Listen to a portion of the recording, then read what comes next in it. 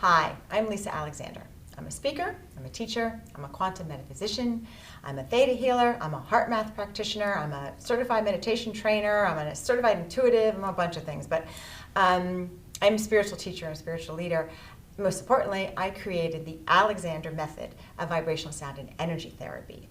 And through that, and myself and other practitioners, we've literally now helped thousands of people raise their vibrational frequency rate, heal both physically, spiritually, also emotionally and mentally, and just have a better life, have them awaken to their true divine self, have them be their own intuitive, teach them how to naturally meditate. There's a lot of great things it does. If you're interested to learn more about the Alexander method, I will encourage you to go to my website, lisaalexander.com. Today, I'm here for a different reason.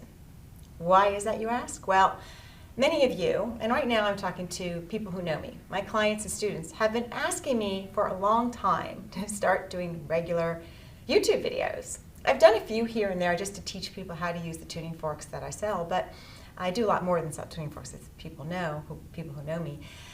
But what happened was COVID, right? So I'm grateful to COVID in many ways, and I do understand also how much it has hurt and disrupted many of our lives, mine included. But it's because of COVID that I am finally taking the time to do this. Because you see, prior to COVID, as a speaker, I was traveling all over the place and teaching my works. I was speaking to wonderful crowds, I was teaching, I was at expos, I was all over, and I loved it. I love all that people interaction. Who doesn't? And I love teaching my work live. Then COVID hit. So I had a trip planned to Peru with Greg Braden, and that got canceled. A lot of my speaking engagements got canceled. But we'll come out of this. It'll come back. But the good thing about COVID is we've all learned something new. Whether we learn something about ourselves, our family, our work, our true likes and dislikes, we've all grown in some way, shape, or form through this. And it is finding the silver lining in the clouds sometimes. And believe me, 2020 was very challenging for me as well. I'm not certainly going to say, gee, I just skirted through this and everything's okay. But I've learned to roll with it and deal with it, and I've processed a lot. And part of that was I needed to spend 2020 taking all these wonderful programs that I would teach live online. Now, I have myself and a small staff. We're not a big hay house, at least not yet. So I wasn't able to just jump right on that, but we're getting there. So we are in the studio today, even, and we were shooting some of our classes to teach online. And I promise you that I'm going to start coming to you live with more YouTube videos to speak and teach like I used to all of you. So today I want to address that past year of 2020. I've gotten tons of emails from people, and I've been doling out information right and left about it, and I just want to collectively say it's change. And so what you need to know about change is change isn't real. I know that's going to sound a little strange, but I've read all the spiritual ancient texts, and in the Tao, Lao Tzu said the only thing that is real is that which does not change. Now think about it. What doesn't change? Everything in this world changes. From the time you wake up in the morning to the time you go to bed, your whole body's changed. Everything's changed. So everything in this world changes, which means it's not real. Like in the Hindu beliefs and Buddha and whatnot, it's all illusion. We're living in this illusion. The only thing that's real is our soul, our spirit. That's real. We're kind of avatars, kind of controlling this. Our higher self, to me, is us, our higher self up there. And I've had that experience. I've got to, fortunately, travel out of body in different cases, and I've got to look into the eyes of my higher self and know that that's God. That's the story for another time. So the Lao Tzu quote kind of piggybacks great with something called A Course in Miracles. I am a Course in Miracles student, and it really changed my life in many ways. So hopefully you will too someday. But I'm going to just read a quote because I can't always remember it exactly. So Lao Tzu, like I said basically the only thing that is real is that which does not change. In A Course in Miracles, I say it a little differently. So it says, nothing real can be threatened. Nothing unreal exists. Herein lies the peace of God.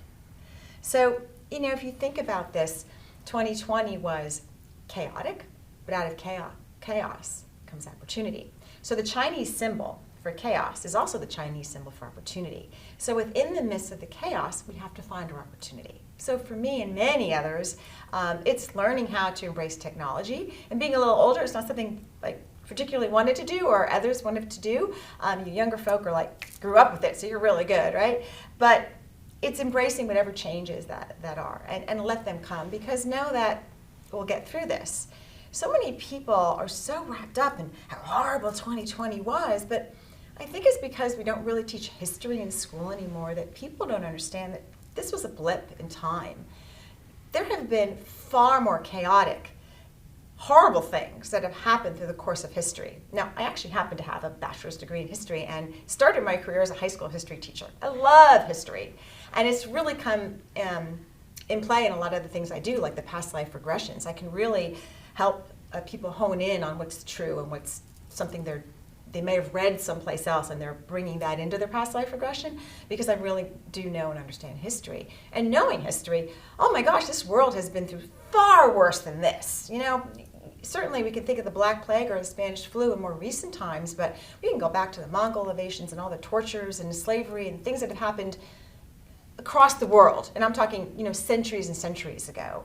And in recent history, we can just look back as far as the 60s. Some of you may be old enough to remember the protests and riots during the 60s and 70s due to the Vietnam War and civil unrest and things like that. So none of this is new. We've all been here before. It's change, right? So we need to flow with the change, and we need to not get so wrapped up in how horrible this is, because it's not really. In the greater scheme of things, it's not. We just need to deal with it, and we need to come together with love and compassion. It shouldn't be about him or her against him or her. It's, let's find that middle ground, that middle way, which Buddha spoke about, which Jesus spoke about. You know, it's finding that middle way. Now, I also want to address some parts of spirituality that to me are a little hard to, and for my clients and students, to completely dive into. So a lot of law of attraction people are so about, you always have to be positive and everything's, you know, you always have to focus on the positive. And yes, but you know, we're humans and we have feelings. And in psychology and cognitive behavioral theory, they actually teach that you should never be constantly a positive silver lining cloud thing, and or the opposite, constantly negative and everything's horrible and wrong, right? You should never be at either extreme. Extremes aren't good. Again, it's that middle way. And if you're familiar at all with the I Am discourses through Saint Germain, in it he says exactly that. He says that if you're so up there positive, that's not good. If you're so down there negative, that's not good. Again, you need to be peace. Peace lies in the middle. So law of attraction often says, stay away from the news, stay away from everything. Well, yes, you don't want the news to affect you.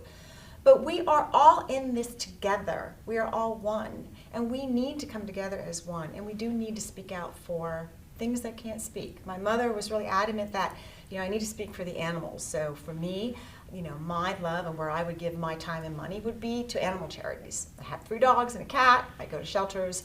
And I do highly recommend you adopt from a shelter if you can.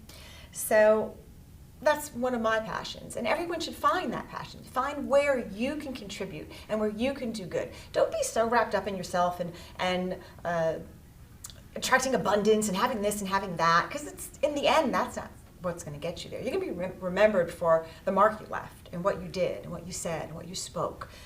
You know, if we think of spiritual renegades, where would we be without people like Gandhi and Martin Luther King and Mother Teresa and Jesus, right?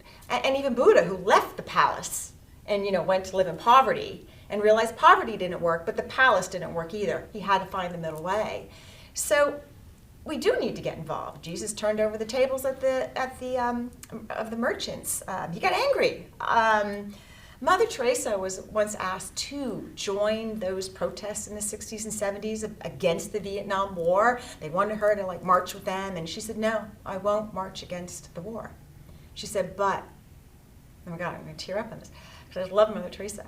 She said, when you march for peace, when you march for something good, and you march for peace, then I will join you. And let's think about Gandhi, a man who moved millions of people to follow him in peace before any social media. He didn't have any social media, he didn't need any tricks, he just came from the heart. And he literally changed a nation. So let's stay positive, but let's not, let's remember that we're human. let's drop into our feelings now and then and show compassion for others.